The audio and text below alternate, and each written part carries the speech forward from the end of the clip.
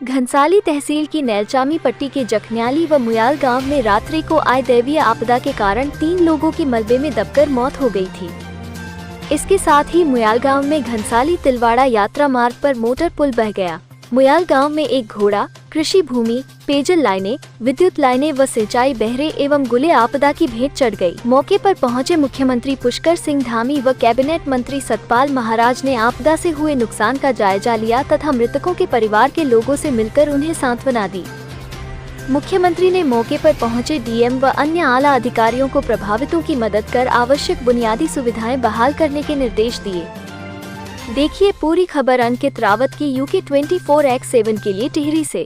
मैं आपको बता दूं कि बीते रात्रि के 8:30-9 बजे के आसपास बहुत जोर की बारिश तो हो ही रही थी और लगातार पानी जल स्तर तो बढ़ ही रहा था। लगभग 9 बजे के आसपास मुझे फ़ोन आया है कि यहाँ पर बादल फटा है। हमारा जो जखन्याली ग्राम पंचायत का नौताड़ तोक है और जब मुझे पता लगा कि यहाँ पर एक परिवार पूरी तरह से मिसिंग बताया जा रहा है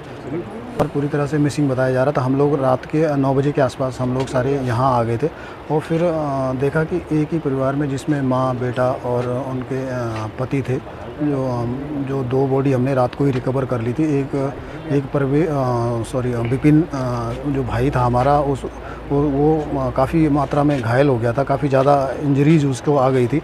उसको हम लोग हॉस्पिटलाइज कराए तो लगभग टिहरी जाने से पहले ही उसने रास्ते में दम तोड़ दिया था, जिससे जो है तीनों जो है एक ही परिवार के 3 लोग ख़त्म हो गए हैं। और जहाँ तक नुकसान की बात करूँगा तो नुकसान काफ़ी हुआ है। सबसे ज़्यादा हमारी कृषि भूमि को हुआ है और 3-4 सिंचाई नहरें हैं, 4-5 पेयजल जल जीवन मिशन की लाइनें हैं और 4 मकानों में मलबा घुस गया है।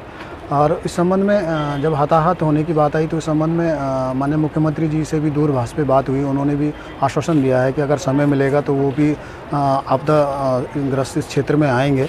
तो देखते हैं अब आने के बाद ही जो क्या करते हैं। हम लोगों का एक ही मकसद है और एक ही मांग है हम सब लोगों की। जो 2014 में भी यहाँ पर डिजास्टर हुआ था, उसमें भी हमारे गांव के 6 लोग हताहत हो गए थे और फिर ठीक 10 साल बाद एक ही परिवार के 3 लोग हताहत हो गए। तो हम 10 सालों में अपने 9 लोगों को खो चुके हैं यहाँ से। तो मैं भी मुख्यमंत्री जी से कहूँगा कि जो हमारे 20 से 25 परिवार यहाँ पे नौताड़ तोक में हैं तो उनका जो है पूर्ण रूप से विस्थापन किया जाए।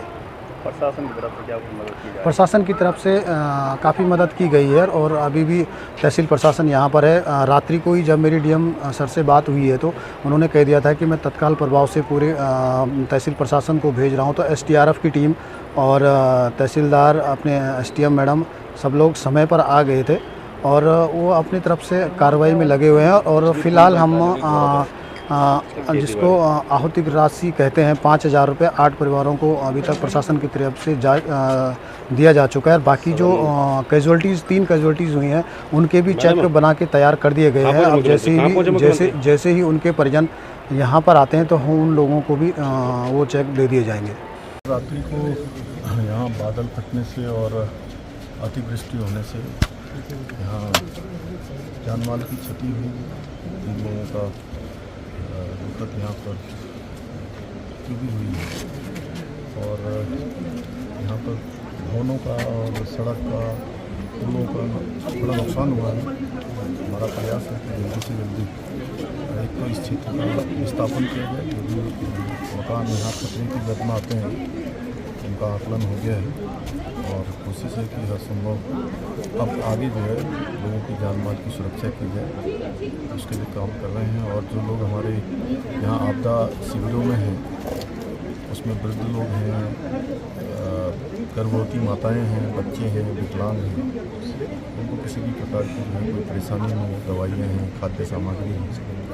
और सभी से कहा है कि जो भी लोग आपदा से प्रभावित हुए हैं उनको जो आपदा राहत है वो तुरंत तत्काल दी जाए और जनजीवन को सामान्य करना। और जो नुकसान हुआ है, जो बड़ा नुकसान हुआ है, काफ़ी नुकसान हुआ है, उसको पुनः जनजीवन सामान्य करने के लिए पुलों को दोबारा से जोड़ना, जो भूस्खलन की चपेट में रास्ते आ गए उनको ठीक करना, भवन इत्यादि जहाँ पर पूरी तरह से क्षतिग्रस्त हो गए हैं उनका पुनर्वास इत्यादि उस सब पर।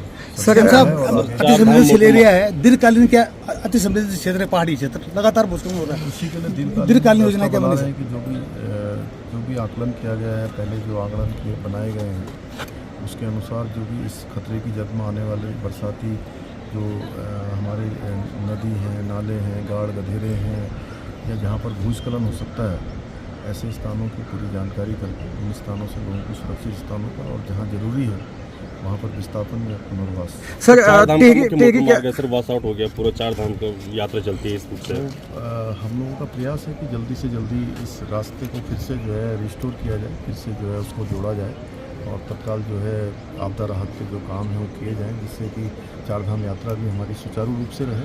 हाँ, ये ज़रूर है कि मौसम विभाग जिस प्रकार से अपनी चेतावनी देता है या पूर्वानुमान करता है, उसके अनुसार ही हमने कहा है कि यात्रा को आगे संचालित किया जाए, क्योंकि लोगों की सुरक्षा भी हमारे लिए सबसे बड़ी प्राथमिकता है कि सबके जान माल की सुरक्षा। सर, केदारनाथ में भी कई लोग फंसे होने की बात निकाला जा रहा है। जो लोग भी केदारनाथ मार्ग पर, जहाँ पर 2 पुल हमारे कल बह गए थे, एक तो उन पुलों को जोड़ने के लिए तत्काल जिला एडमिनिस्ट्रेशन, आपदा प्रबंधन, SDRF, NDRF सब मौके पर पहुँच गए हैं और उन लोगों को निकाला जा रहा है। कुछ लोगों को हेली से भी जो है सुरक्षित स्थानों पर पहुंचाया जा रहा है। हृदय बड़ा द्रवित हुआ है, दुखित हुआ है और यहाँ पर मुख्यमंत्री जी आए हुए हैं और सारी समस्या देख रहे हैं।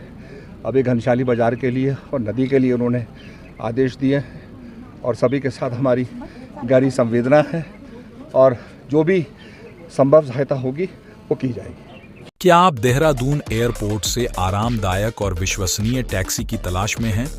ट्रू वे टैक्सी सर्विस आपके लिए लाया है बेहतरीन सेवाओं के साथ किफ़ायती रेट्स में टैक्सी सर्विसेज।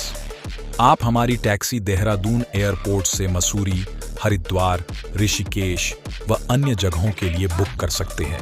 हम आपको देते हैं 24 hours GPS tracking system for safety, प्रमाणित और विश्वसनीय ड्राइवर व पारदर्शी और उचित कीमतें। तो आज ही बुक कीजिए ट्रू वे टैक्सी सर्विस। अधिक जानकारी के लिए संपर्क करें।